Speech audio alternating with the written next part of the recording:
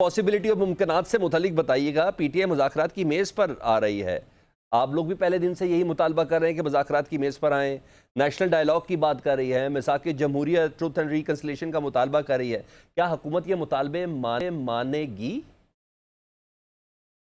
देखिए, हम चाहते हैं कि उनके वो मुज़ाकरात में आएँ और बातचीत करें और जो मेन स्ट्रीम है, पॉलिटिकल मेन स्ट्रीम जो है उसमें आएँ, पॉजिटिव सियासत करें।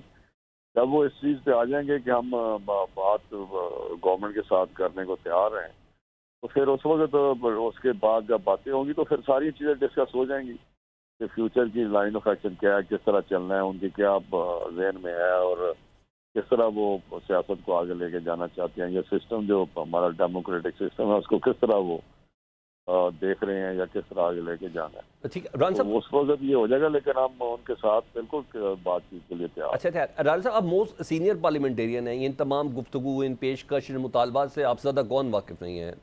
जब एक एपीसी बुला ली जाए और इस तरह का एलाबिया भी जारी कर दिया जाए जिसमें नेशनल डायलॉग मिसाक जमहूरियत बात हो, तो फिर अब बॉल हुकूमत के एंड पर आती है ना कि नहीं, अभी कुछ और भी ऐसी है गुफ्तगू करना बाकी, या कोई ऐसी हुज्जत है जो भी अपोजिशन इत्तेहाद को तमाम करना बाकी है?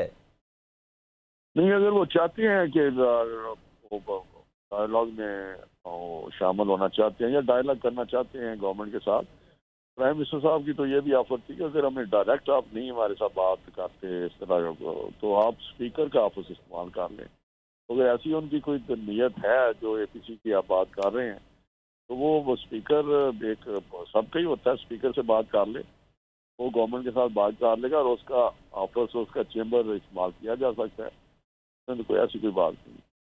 अच्छा, चंद घंटे थोड़ा वेट किया इरफान सिद्दीकी साहब ने, फिर उन्होंने एतराज़ उठाया इस एपीसी के एलामिए पे, और मुझे तो काफ़ी हैरानगी हुई उस एतराज़ पे। लेकिन आप ज़रा बताइएगा, वो कहते हैं भारत के साथ जंग का कोई जिक्र नहीं किया एपीसी के एलामिए में, लापरवाह अफराद के मुतालबे उठाने को उन्होंने बीएलए की छाप करार दिया।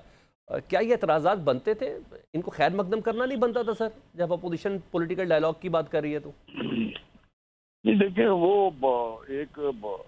एक चीज तो है ना, एक हमारी जो मिशन है वो उस पर बड़ा प्राइड है कि हमने जो इंडिया के साथ हमारा एक अजली दुश्मन है उससे जंग में हमने उसको एक शिकस्त दी। और जो इस वक्त इंडिया की पोजीशन है ग्लोबली इंटरनेशनली, वो भी सफारती प्लेटफॉर्म पे, वो भी आपके सामने है।